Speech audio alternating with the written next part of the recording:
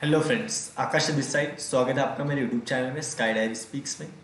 And आज की video में हम लोग chapter number third organisation of commerce and management Maharashtra board का जो नया सिलेबस है उसका चैप्टर नंबर 3 हम लोग पढ़ने वाले हैं, जो कि है इंटरप्रेन्योरशिप डेवलपमेंट।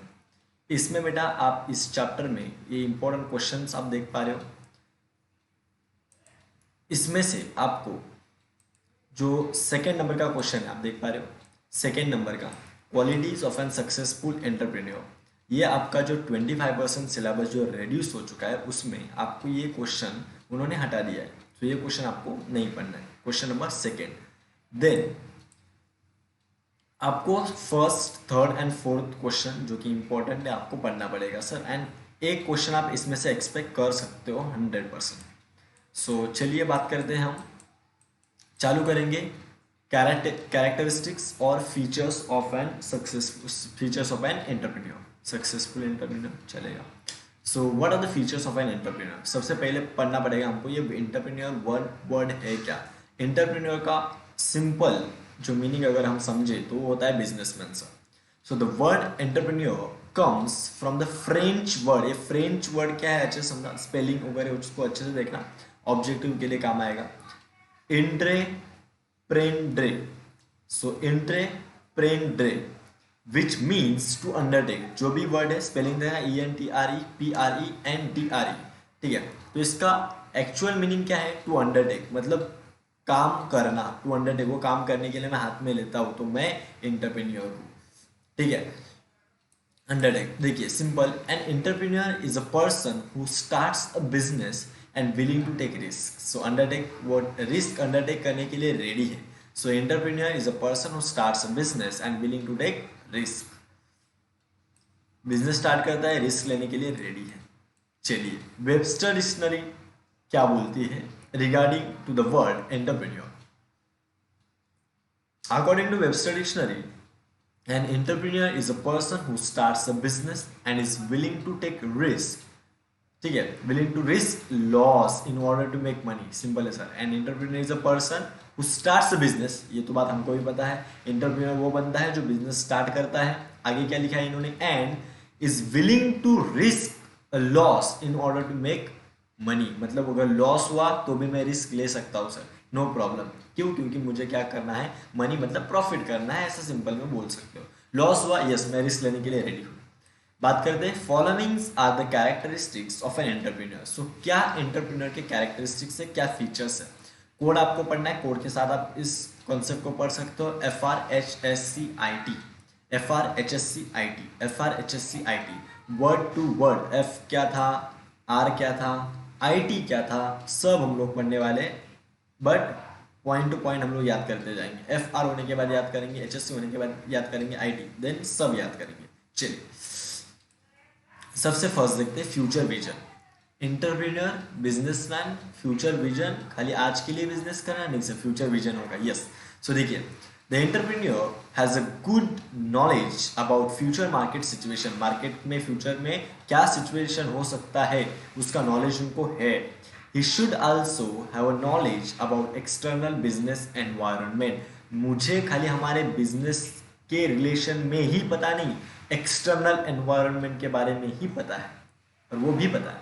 सो इसके लिए मेरा विजन लॉन्ग है सर। से एंटरप्रेन्योर को गुड नॉलेज होता है अबाउट फ्यूचर मार्केट कंडीशन क्या होने वाला है। ही also have a knowledge about external business environment. So future vision है सर। एंटरप्रेन्योर मतलब उसका फ्यूचर विजन है, मार्केट का नॉलेज है, एंड उसको एक्सटर्नल बिजनेस एनवायरनमेंट का प्रॉपर नॉलेज है।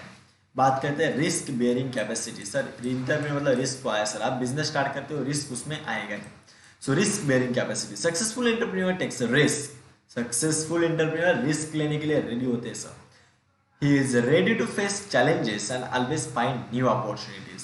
वो नए चैलेंजेस को फेस करने के लिए रेडी होते हैं, एंड वो नई नई अपॉर्चुनिटीज को क्या करते हैं, अपॉर्चुनिटीज को ऑलवेज फाइंड करते हैं।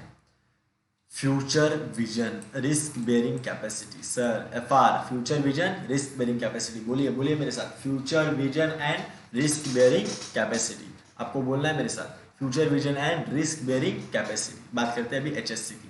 F for future vision, R for risk bearing capacity. चलिए हार्ड वर्क बोलना ही नहीं है सर, ऑब्वियसली रीड करिए simple. An entrepreneur is ready to work hard, he has to work for a long hours and this will make him successful. चलिए, self confidence, yes, मतलब जो भी आप पॉइंट यहाँ पे रीड करोगे आपको अपने आप समझ में आ जाएगा जब आप कंसेप्ट को प्रॉपरली समझते हो। इंटरप्रेन्योर है, यस, सेल्फ कॉन्फिडेंट होना चाहिए।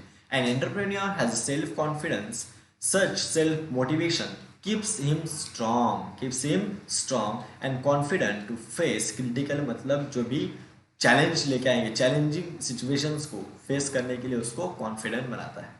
ठीक बात है। सो सेल्फ कॉन्फिडेंट होता है।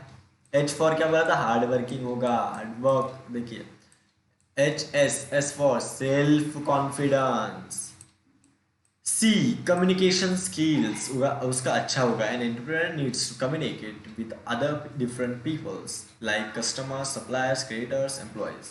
He must be able to express his ideas and strategies effectively. Entrepreneur को कम्युनिकेट करना होता है अलग अलग लोगों से, जैसे कि कस्टमर से, सप्लायर से, क्रिएटर्स से, एम्प्लॉयज से। He must be able to express his ideas and strategies effectively, properly. ठीक बात है। बात करते हैं इंटेलेक्चुअल कैपेबिलिटीज। इंटेलेक्चुअल कैपेबिलिटीज क्या मतलब सर, देखिए an entrepreneur is a creative thinker. Entrepreneur क्या होता है सर, क्रिएटिव थिंकर है, नई नई आइडियाज को क्रिएट करके उसके ऊपर सोचेगा वो। And he has a reasonably good intelligence. ठीक बात है। सो इंटेलिजेंस, इंटेलेक्चुअल इंटेलिजेंस होता है उसके पास। And he is reasonably good intelligence, मतलब उसके पास इंटेलिजेंस होता है, अच्छा इंटेलिजेंस होता है सोचने का। This ability will help him to take proper decision. So इससे क्या हो सकता है सर, वो प्रॉपर डिसीजन ले सकता है। ठीक बात है। तो intellectual capabilities, thinking capabilities, intelligence होता है वो, एंड प्रॉपर डिसीजन ले सकता है। चलिए हमने क्या क्या पढ़ा देखते हैं। F for future vision, R for risk bearing capacity, H का मैं हमने स्क्वायर किया था, सॉरी स्क्वायर, हार्ड वर्क, ये तो चलो इधर हार्ड वर्क मिल गया, नो प्रॉब्लम। एस फॉर क्या था, self confident. C for yes, communication skill के बारे में हमने बात किया, यस। चलिए हम आगे बढ़ने के लिए रेडी है। एंड वो आई इंटेलेक्चुअल कैपेबिलिटीज, टेक्निकल नॉलेज, यानी हाँ ये जो एच का स्क्वायर था वो हाईली ऑप्टिमिस्टिक अगर आपको मिल जाएगा। चलिए नो प्रॉब्लम। बात करते हैं हम टेक्निकल नॉलेज। देखिए an entrepreneur has good technical knowledge about his business. Yes, business के बारे में मुझे आइडिया होगा, नॉलेज होगा, obviously. The entrepreneur has to update himself with the latest knowledge about the product, process and technology. उसको खुद को अपडेटेड रखना पड़ेगा, क्या प्रोडक्ट्स आए हैं, क्या प्रोसेसेस है, क्या टेक्नोलॉजी मार्केट में है। यस, आई टी इंटेलेक्चुअल हो गया, टी हो गया, last highly optimistic future vision, वही भी होता है। एंड सोच विचार, an entrepreneur has to always think positively. सोच विचार की बात करें, an entrepreneur has to always think positively. He is always hopeful and confident about the market situation even in failure times. So he is always hopeful, उसको hope होता है, confident होता है, मार्केट में जो सिचुएशन है वो अच्छा होगा। इवन इन फेल्योर टाइम्स, अगर मैं फेल भी हो जाऊँ तो भी मैं आगे जा सकता हूँ। तो highly optimistic, highly future vision and positive thinker होता है हमारा एंटरप्रेन्योर। चलिए अभी आपने क्या क्या पढ़ा उसकी बात करते हैं। आपने कोड पढ़ा FRHSCIT, F for future vision, R risk bearing capacity, H for आपने पढ़ा हार्ड वर्क, एच का सेकेंड से हाईली ऑप्टिमिस्टिक लास्ट में पढ़ा, S for self confident, yes, C for एक communication skills, yes yes yes, आ रहा है मुझे, आई फॉर इंटेलेक्चुअल कैपेबिलिटीज, हाँ इंटेलिजेंस होना चाहिए, yes yes, T for technical knowledge, yes technical knowledge के बारे में ही बात कर रहे थे। खत्म हो गया सर। चलिए नेक्स्ट क्वेश्चन के ऊपर जाते हैं। क्वालिटीज तो क्वेश्चन में आने, आपको एग्जाम में नहीं आने वाला है क्वेश्चन। नेक्स्ट क्वेश्चन की हम बात करेंगे तो आपका नेक्स्ट क्वेश्चन हो जाएगा, next question, yes, characteristics of entrepreneurship, characteristics of entrepreneurship, yes this question you have read, साथ में बेटा लिखा करो, बातें लिखा करो प्लीज, लिखोगे पढ़ोगे तभी इजी हो जाएगा आपके लिए काम। यस, फंक्शंस ऑफ एंटरप्रेन्योर, सबसे पहले क्वेश्चन पढ़ना है हमें। फंक्शंस ऑफ एंटरप्रेन्योर, उसका फंक्शन मतलब काम क्या होता है, हमने बोला उसके फीचर्स, फीचर्स कुछ बातें इधर वो आएगी, नो प्रॉब्लम। देखिए functions of an NGO IDT, NGO IDT, NGO IDT, वहां पे क्या पड़ा, FRHSCIT, हाँ याद है मुझे। चलिए इनोवेशन फंक्शन है, एंटरप्रेन्योर का काम क्या है, innovation. And entrepreneur is basically an innovator, नई नई आइडियाज लेके आता है, इनोवेट करता है। He must introduce new product और bring changes in the existing product, मतलब मैं जो प्रोडक्ट के साथ डील करता हूँ उसमें इनोवेशन लाता हूँ, नई नई टेक्निक्स उसमें यूज करता हूँ, नए प्रोडक्ट्स मार्केट में लेके आता हूँ। तो मैं क्या कर रहा हूँ, खुद को इनोवेट कर रहा हूँ, मैंने प्रोडक्ट्स को इनोवेट कर रहा हूँ। सो एंटरप्रेन्योर क्या होता है सर, इनोवेटर, मतलब इनोवेशन की बात हो रही है, सबसे फर्स्ट काम है उसका इनोवेशन। यस सर, याद हो गया। चलिए determination of objectives, an entrepreneur has to determine the aims and objectives of the business. An entrepreneur has to determine the aims and objectives of the business. मेरे business का M क्या है, ध्येय लक्ष्य उद्देश्य क्या है, उसके बारे में बात हो रही है sir. An entrepreneur can change these objectives as per the market situation. Yes sir, market में जैसे सिचुएशन चल रहा है उसके अकॉर्डिंग कि हमको क्या होना होता है, चेंज होना होता है। तो डिटर्मिनेशन ऑफ ऑब्जेक्टिव, एंटरप्रेन्योर को अच्छे से डिटरमाइन करना है, आपका ऑब्जेक्टिव क्या है, मार्केट में जैसे सिचुएशन है अकॉर्डिंगली आपको क्या होना है, चेंज होना है। सबसे फर्स्ट हमने बात की बेटा इनोवेशन की, सबसे फर्स्ट हमने बात की इनोवेशन की। एंड जी फॉर ये क्या आ गया सर, एनजीओ जी नहीं है, अच्छा मिल जाएगा यार, नो प्रॉब्लम। हाँ डी तो है ना, तो डिटर मिल जाए, नो प्रॉब्लम, खाली पॉइंट को अच्छा। इनोवेशन पढ़ा, डिटर्मिनेशन ऑफ ऑब्जेक्टिव पढ़ा, बोलिए इनोवेशन पढ़ा, डिटर्मिनेशन ऑफ ऑब्जेक्टिव पढ़ा, बोलो इनोवेशन पढ़ा, डिटर्मिनेशन ऑफ ऑब्जेक्टिव पढ़ा। यस सर, हो गया। चलिए development of market, sir entrepreneur market को ऐसे डेवलप करेगा, देखते हैं ना बेटा। An entrepreneur has to find out different ways for marketing the products. Yes, development of market मतलब आपको आपके प्रोडक्ट्स का, आपके सर्विसेज का मार्केटिंग कैसे करना है, डिफरेंट वेज फाइंड करो यार। ही कैन कंडक्ट सर्वेज और research to understand the customers demand. He can conduct surveys conduct करो, कस्टमर को क्या चाहिए सर्वे कंडक्ट करो, रिसर्च कंडक्ट करो, कस्टमर को क्या चाहिए, मार्केट आप खुद ब खुद डेवलप कर रहे हो। अरे सुनो, कस्टमर को क्या चाहिए रिसर्च करो, आपका जो प्रोडक्ट है उसका मार्केटिंग करो, मार्केटिंग करने के लिए नए नए वेज फाइंड आउट करो। ठीक बात है कि नहीं, तो मार्केट आप अपने आप ही डेवलप कर रहे हो। सो डेवलपमेंट ऑफ मार्केट, ठीक बात है। यस, देखिए क्या क्या पढ़ा, क्या क्या पढ़ा नहीं सर, ये I D D I D D I D D I innovation, D for हमने, हाँ सर आपने बोला था डिटर्मिनेशन ऑफ ऑब्जेक्टिव्स करके। Yes yes yes, determination of objective बोला था, इस ऑब्जेक्टिव को डिटरमाइन करना है एंड मार्केट में जैसे सिचुएशन है वैसे चेंज होना है। हाँ देन आपने बोला था development of market, determination of objective, development of market, determination of objective, development of market, innovation पढ़ा था। यस, एंटरप्रेन्योर इनोवेटर होता है। डिटर्मिनेशन ऑफ ऑब्जेक्टिव्स पढ़ा था। यस, उसको अपने एम्स एंड ऑब्जेक्टिव्स को डिटरमाइन करना है, मार्केट में जैसे सिचुएशन है वैसे चेंज होना है। यस हाँ, डेवलपमेंट ऑफ मार्केट, यस वो नए नए वेज फाइंड आउट करेगा कि हमको कैसे क्या करना है, प्रोडक्ट का मार्केटिंग करना है। यस यस यस, और कस्टमर का डिमांड क्या है उसका सर्वे एंड रिसर्च करना है। यस यस, याद आ गया कैसे।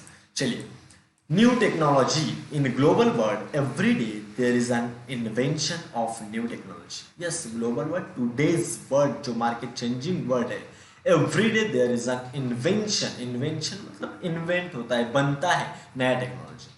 Introduction of new technology will always result in growth of business. Sir नए टेक्नोलॉजी मार्केट में आते हैं तो बिजनेस का क्या होता है, ग्रोथ होता है। तो न्यू टेक्नोलॉजी को मार्केट में लेके आना, आप अपने बिजनेस में अप्लाई करना, ये एंटरप्रेन्योर का काम है सर, एंटरप्रेन्योर का काम है ये। ठीक बात है। अभी ऊपर हमने पढ़ा डेवलपमेंट ऑफ मार्केट, मार्केट को डेवलप करो, मार्केटिंग करो, कस्टमर को क्या चाहिए ढूंढो, ये क्या है, एंटरप्रेन्योर का काम है सर। नेक्स्ट बात करते, चलो न्यू टेक्नोलॉजी पढ़ा, new technology yes yes, NGO N, हाँ न्यू टेक्नोलॉजी आएगा no problem. Yes means okay, चलो गुड रिलेशंस, सिंपल है sir. It is necessary to maintain healthy working environment in an organization. It depends upon good relations between subordinates and superior. देखिए, it is necessary, जरूरी होता है कि आप maintain करो healthy working environment. ये जरूरी है कि आप मेंटेन करो healthy properly environment, working environment. ठीक बात है। अपने ऑर्गेनाइजेशन में, आपके ऑर्गेनाइजेशन में वर्किंग एनवायरनमेंट अच्छा होना चाहिए। तो इंटरप्रेन्योर का काम है कि वो अपने ऑर्गेनाइजेशन में वर्किंग एनवायरनमेंट हेल्दी मेंटेन करें। It depends upon good relations between subordinates and superior. और ये भी डिपेंड करता है कि आपके ऑर्गेनाइजेशन में सबॉर्डिनेट में एंड सुपीरियर में रिलेशन कैसा है। Subordinates worker, superior boss, worker और बॉस में रिलेशन कैसा है। अरे ठीक बात, तो वो मेंटेन करने का काम किसका है बेटा? इंटरप्रेन्योर का। चलिए आगे बढ़ते हैं। Good relation, good relation yes, point याद रखा सर। गुड रिलेशन यस, उसको गुड रिलेशन मेंटेन करना पड़ेगा। हाँ सर, एंड से कुछ तो पॉइंट पड़ा था। हाँ, न्यू इन्वेंशन समथिंग, ऐसा कुछ तो पॉइंट पड़ा था। न्यू टेक्नोलॉजी, हाँ न्यू इन्वेंट करना, मतलब क्या इन्वेंट सर? टेक्नोलॉजी इन्वेंट करना है ना। यस यस यस, याद आया याद आया। New new new new new नया टेक्नोलॉजी इन्वेंट करना है ऐसा। चलिए, organising funds, organising funds, organising funds बच्चे को याद हो रहा है? बच्चे को याद हो रहा है? बच्चे नोट्स जो है ना हमारा, वो नोट्स आपको डिस्क्रिप्शन में मोबाइल नंबर, आपको कॉन्टैक्ट डिटेल्स मिलेगा, वहाँ पे आप क्या कर सकते हो? कॉन्टैक्ट कर सकते हो। ये नोट्स जो है वो ऑब्वियसली सर दिन रात का एफर्ट्स है, तो एक लिटिल अमाउंट पे पेड बेसिस पे है ये, वो आप अवेलेबल करा के ले सकते हो। वहाँ पे आपको क्या करना पड़ेगा? कॉन्टैक्ट करना पड़ेगा। फुल्ली हैंडेड नोट्स है ओसी इक्व and SP subject area, OC इक्व and SP subject area. Yes sir. Organizing funds, entrepreneur needs to find out different financial resources because adequate and continuous finance is always necessary for the business. Sir, पैसा is must. Sir, पैसा is must. पैसा is must, sir. देखिए, entrepreneur needs to find out different financial resources because adequate and continuous finance is always necessary for the business. Organizing funds, entrepreneur का काम है वो funds को organize करो, funds को लेके आओ और वेज फाइंड करो कहाँ से आप फाइनेंशियल, ये फाइनेंशियल रिसोर्सेज मतलब फंड्स को आप अवेलेबल करा सकते हो। ओ फॉर बड़ा हमने organising funds, yes organising funds याद है ऑर्गेनाइजिंग फंड्स। चलिए लास्ट हम पढ़ते हैं taking decisions. And entrepreneur has to take proper decisions for his business. Timely and correct decisions are also important for a proper business plan. क्या बोला sir? Entrepreneur has to take the proper decisions for his business. Yes, बरोबर है। Taking decision, proper decision लेना चाहिए। Yes, time and correct decision, time पे और वो correct decision भी आपको लेना है, वो भी वेरी इंपॉर्टेंट होता है कोई बिजनेस प्लान के ऊपर आप क्या करते हो जब प्रिपेयर करते हो। अरे ठीक बात है, टेकिंग डिसीजन। सो हो गया बेटा बात आपका खत्म। यस, सो आपने NGOIDTA क्या था सर? N फॉर था, हाँ न्यू टेक्नोलॉजी याद आया।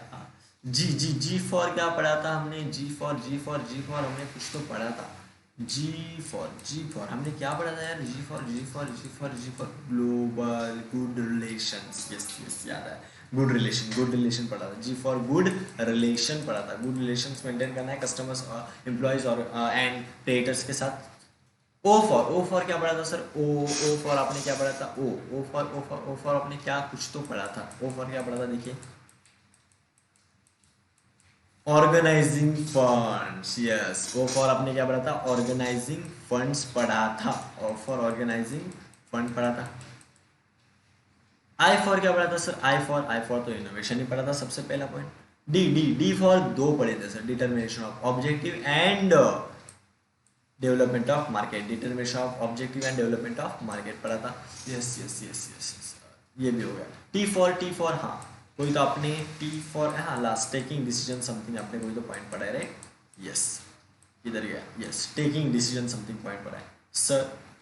इस जो भी कंसेप्ट है इसके बाद में एक क्वेश्चन बचा है, वो क्वेश्चन हम लोग डिस्कस करेंगे, प्लस इस चैप्टर के ऑब्जेक्टिव्स, कौन सा क्वेश्चन कैसे लिखना है, ये पर्टिकुलर क्वेश्चन हमने किया है कि नहीं, ये सब हम लोग को क्या करना है? डिस्कस करना है। सो ये क्वेश्चन होने के बाद जो एक बचा हुआ क्वेश्चन है वो हम लोग डिस्कस करेंगे। जैसे कि ये ऑब्जेक्टिव्स है ये भी डिस्कस करेंगे, फिर हमारा क्या हो जाएगा? ये खत्म हो जाएगा। आप इस नोट्स में आपको एंड में यहाँ पे इसका जो आंसर है वो भी मिलेगा, क्या आंसर होना चाहिए वो भी आपको मिल जाएगा। बट साथ में हम लोग क्या करने वाले हैं? इसको डिस्कस करने ही वाले, नो प्रॉब्लम। सो मिलते हैं नेक्स्ट लेक्चर में। आप हमारे वीडियो लेक्चर्स को अवेलेबल करा के ले सकते हो, ठीक है, वो भी अवेलेबल है। उसके लिए आप कॉन्टैक्ट डिटेल्स डिस्क्रिप्शन बॉक्स में ऑलरेडी आपको मिल जाएगा। अरे ठीक है, चलिए मिलते हैं सर नेक्स्ट लेक्चर में। Thank you so much.